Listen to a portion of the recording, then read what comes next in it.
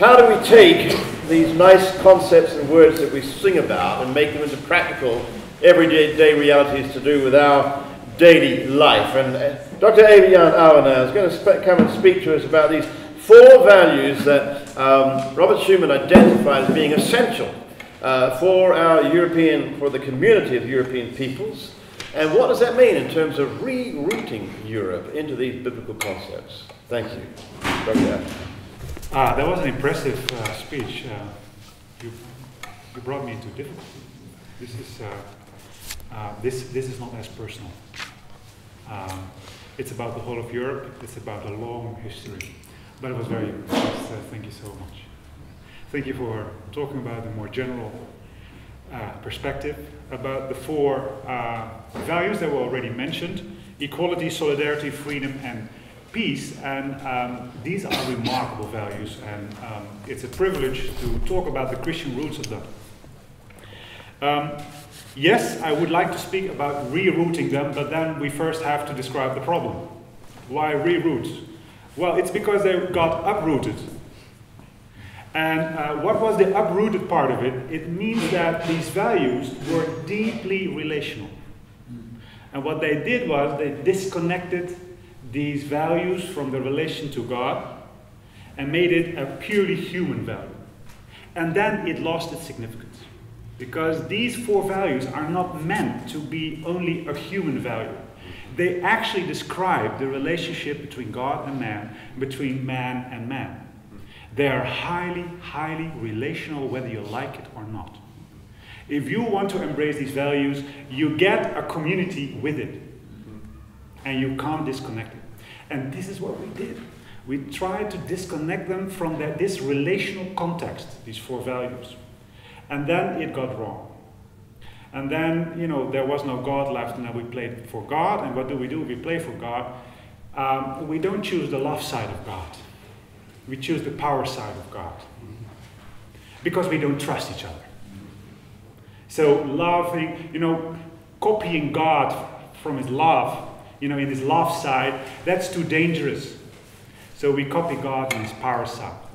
And we build structures to ensure that we will be safe from other humans.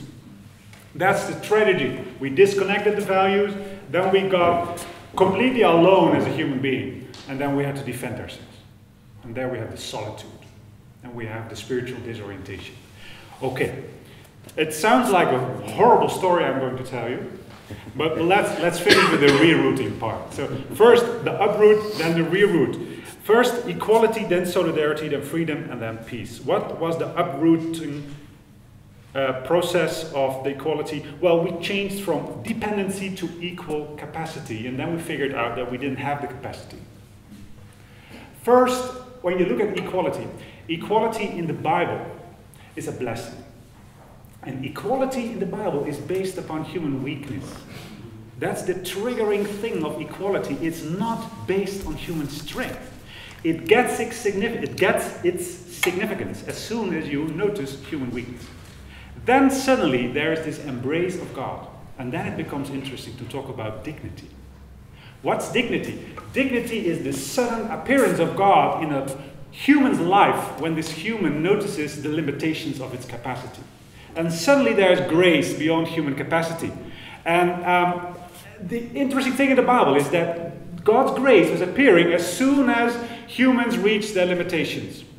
And the funny thing about the Bible is when you compare it with other history of other peoples, the funny thing is that the weaknesses were emphasized in the Bible so that the dignity could come forward, so that the appreciation of God could be emphasized. And so, the most respected kings in Israel, Solomon and David, were described in their weakness. And because it was like that, a sense of equality appeared. Because if you can't worship the king like a god, then all humans are equal and equally dependent on God's grace. And this is what happened.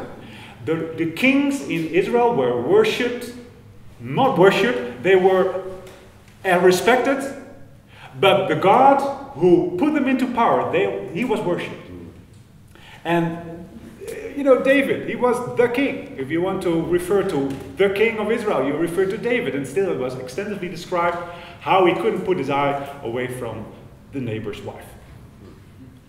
And exactly that created this sense of human dignity.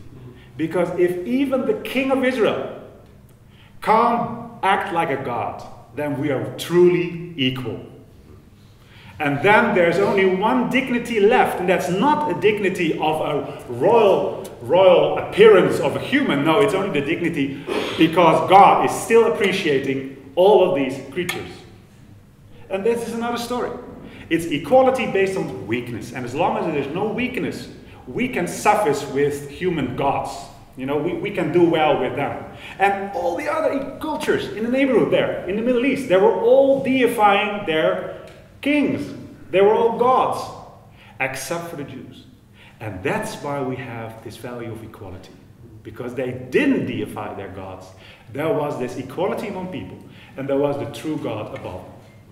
And so the true God could express his appreciation to every human being.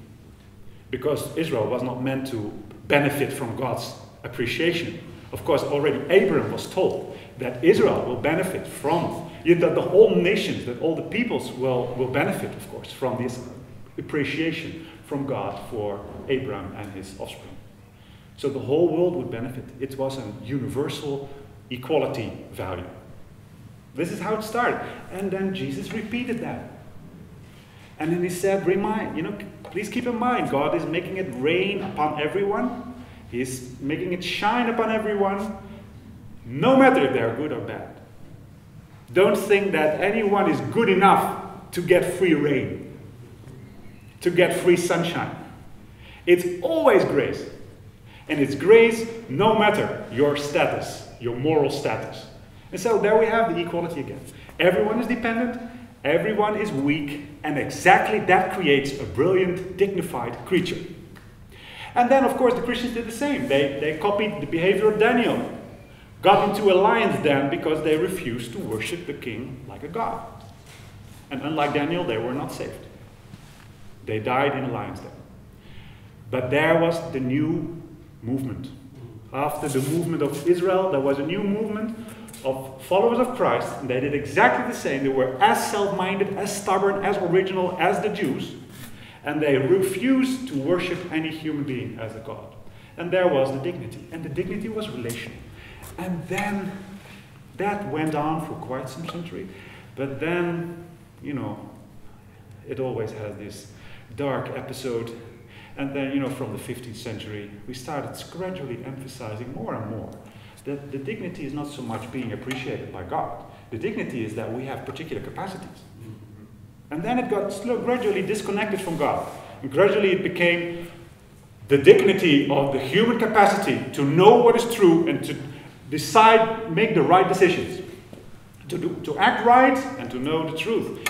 And that got emphasized as the basis for human dignity.